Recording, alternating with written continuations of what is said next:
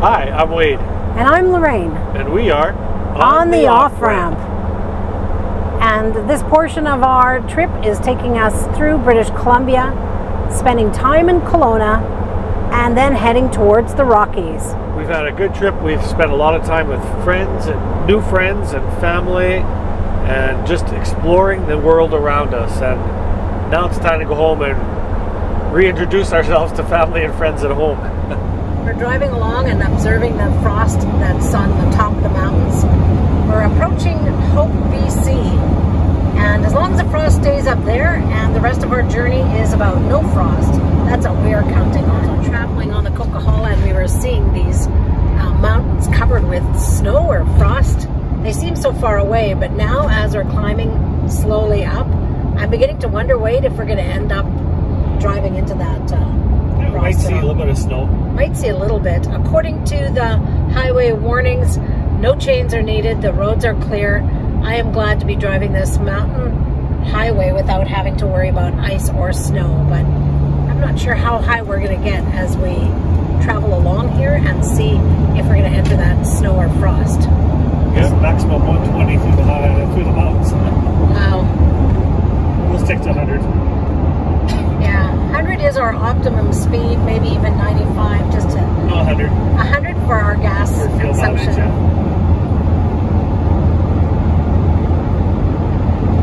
We don't feel too much pressure to go faster. No. We wondered if we were going to get to this snow or frost level as we drove on this number 5 highway through the BC Rockies, through the Canadian Rockies, and yeah, here we are at the snow level, at the trees are tipped with snow. Well, we had some rain already, but now I can see a few snowflakes every now and then too, so. Fascinating. Why is it fascinating? I don't know, just to be that high up and experience this altitude and the snow, because we were... And knowing that we could be plus 17 tonight. Yeah, exactly, as we head into Kelowna. Or lake country. Or lake country, actually, yes.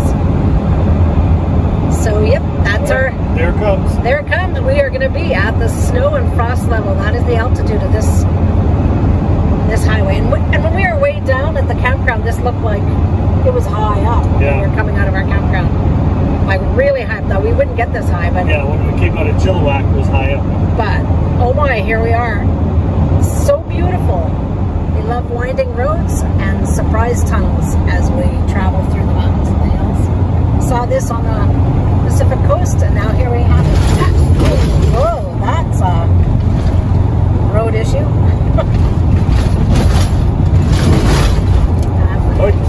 I don't know if you felt those bumps, but we did. Oop, this semi-truck is... And that's the thing, as the trucks... It's a crawl. Hard for these big trucks to come, I guess, do this grade, right? Yeah. As in, we've been climbing.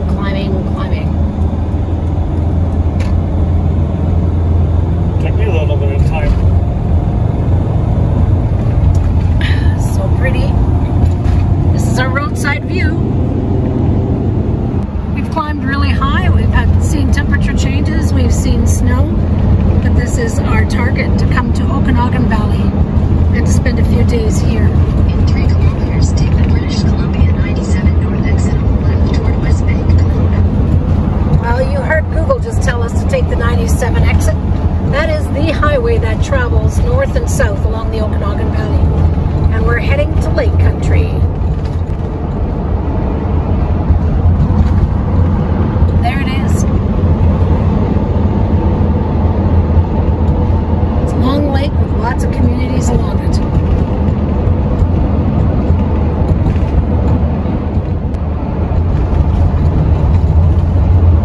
In 800 meters, take the British Columbia 97 north exit on the left toward West Bank, Kelowna.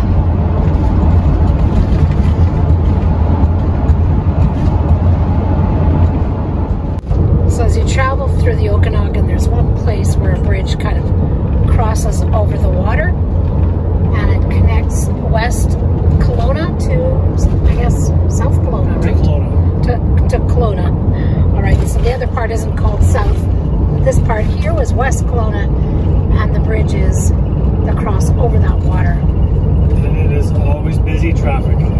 Yeah, we've been here years ago, and I don't know, maybe it wasn't 5-lane at that time, but it's a busy road. And that is the Okanagan.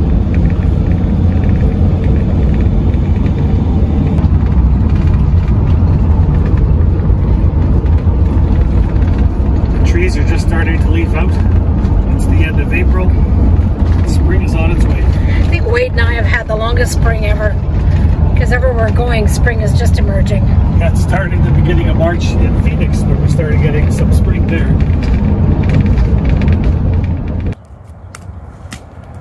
We are meeting friends in Kelowna, well, Lake Country, British Columbia, for a few days.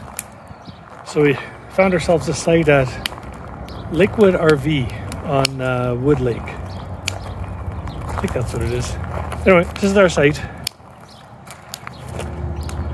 They're closely packed, but it's not summer yet, so it's nice and empty. Lake is way out in the distance. Right there in the distance. And the RV is here, but there's not many campers around us, so we should have a pretty good time here at the campground, I would think. And it looks like they've got good Wi-Fi too, so that's good. And clean washrooms and nice sites, level and easy to set up. This region has a whole bunch of great bicycle trails, and I took this one just around Wood Lake, and it was about 18 kilometers long, and the sites were beautiful. It's a great flat ride. There's not a whole lot of hills, but it's part of it's paved, part of it is gravel. And if you want to go on a leisurely bike trip, this is a great way to go. There are also a bunch of other great trails around the area where you can really travel heavy-duty mountain bike trails. And then there's a bunch where you just need an electric bike, and you see lots of them in this region as well. I believe this place is called Pebble Falls. It is on the bike trail around Wood Lake. Very pretty. Okay, our first attempt at pickleball. Here we go. And it was fun. And there's our fearful opponents. That doesn't mean that they're scared.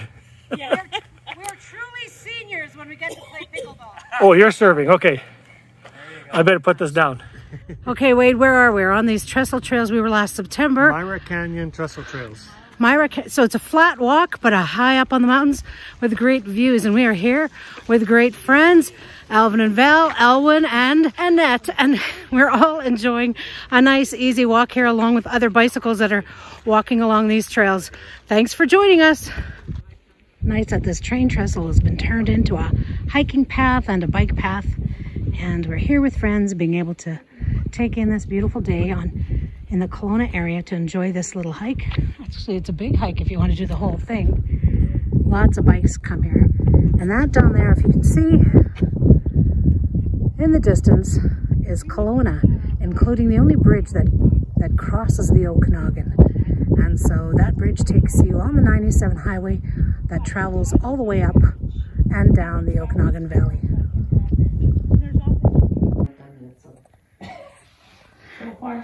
This is one thing I noticed about Elwyn, he follows the rules. Yeah. I appreciate that. This is what happens when we go to Kelowna to travel, but we just hang out with old Niverville friends. And if you wonder what people who are over 60 do... That sounds like ageism. It is ageism. If you wonder what people who are over 60 do, we play with blocks. Because Alvin, the gym teacher, made us play with blocks. Good thing. We just left Lake Country outside of Kelowna this morning. Spent a few days with good friends of ours. And now it was just time to head home. However, we're going to do one stop at where on our way back? Radium Hot Springs. Hopefully we can get into the hot springs and we'll be there by the time, they'll still be open by the time we get there. This confirms it. We're in British Columbia in the BC mountains. The Canadian Rockies heading east. In the direction towards home. After about what, 100 days on the road? Yeah, 100 and some. 100 and some? I think about 110 so far. Yeah.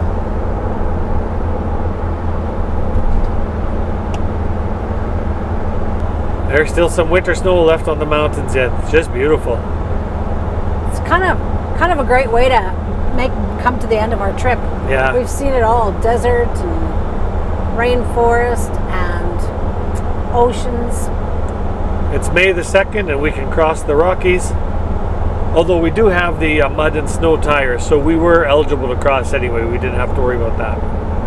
We didn't know we had the right kind of tires, but then I checked them out and looked at it, and they did say M/S, which mean, or S/M, I don't know, mud and snow tires. So with that, we qualified to cross the Rockies Prior to May 1st. Prior to May 1st. So if you're heading this area and you are traveling along, make sure you watch those dates, because certainly they can be very snow covered at the top passes. Yeah. We had beautiful sunny days with clear highways and no snow on the road. And it's plus 14 outside right now. For us, that's really warm right now. So that must be, I'm thinking that's around 60, maybe Fahrenheit. Yeah. We'll confirm. Well, if I look on the mirror here, I don't know if that's going to show up. No, it doesn't. I don't think. That one's always wrong, though. That one's always wrong? Yeah. Well, what's really funny is that we used to say we were chasing 70 as we did this holiday, but now it turns out we were chasing like 60. Yeah. 14. Yeah. 15. Now we're in Celsius, so now we're chasing 14. It's beautiful. So we've never really been through the Rockies in springtime before, I think, right? No, we've never been through the Rockies at this season, you're right. And I think that's why we're experiencing so much snow and waterfalls down the side of the mountains. It's just kind of stunning to see it all. Lots of avalanches. We've seen just the debris of snow avalanches coming down, but... Yeah. We haven't actually seen an avalanche. No, but we've seen the debris of it. Yeah. And it is just, the snow-covered mountains are just beautiful. It's a whole different look than summertime. And we're entering the Rogers Pass area, would that be right? Yes, I think so. Oh, wow.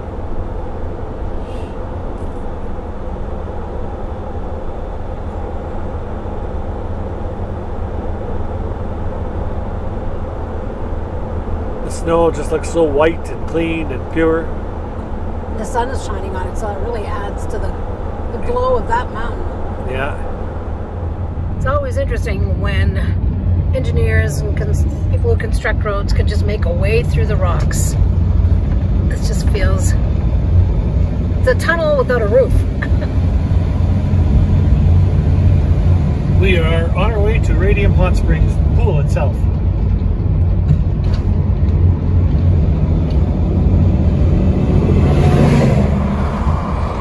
Radium Hot Springs. I was trying to video this earlier and I didn't have it on video. It was like 6 semi-trucks came by in a row, but it's a beautiful setting for the Radium Hot Springs. You get to see this in the background, and then we scoot over this way and you get to see the mountains too. It's just wonderful. So the pool temperature is, I think, 103. It's awesome, isn't it? Yeah, it's quite comfortable. But we could only last 30 minutes. We had to get out to cool off. My eyes are on fire though. I'll come join you. Okay. That's a photo. Yeah, that's what. Built in the early 1900s, and there's some great videos of the pool as well too. We had a great time just swimming in the hot springs here at Radium Hot Springs. The hot water was about, I think, 103 degrees. I think I saw. I can't remember now. Oh, it was nice. But it is, yeah, it's quite nice actually. And the building that you see here with the stone, this building was built in 1951, and they got a great shot on their wall of fame, I guess, of the building with all the dignitaries sitting all around it and nobody in the pool. Go figure. This pool is the cold pool. Yeah, this pool is normally the cold pool, but the hot pool was under construction or being repaired, and so they run all the hot water, diverted, I guess, into this pool. And so they put some benches down and stuff. Yeah. It was comfortable. Yeah, it was very comfortable. As we work our way home from Lake Country back to Manitoba, we had to make a bit of a detour. They have the #1 highway closed from Golden to Banff. So we had to stop at a place, well, we didn't have to, but we decided to stop at a place called Radium Hot Springs, and there's a national park here. Quite a nice little campground. Red Stream. Red Stream Campground, that's right, that's what it's called. And so here we are. Went out for dinner with some friends. And now it's time to sit by the fire for a bit, relax, and then tomorrow morning we'll get on an early start and start heading east earnestly. A hard drive home. Yeah, it'll be a long, hard drive home yet, so we got about 2 more days of driving probably, maybe 2.5. We'll see how it works out. But for now, we are going to enjoy the fire.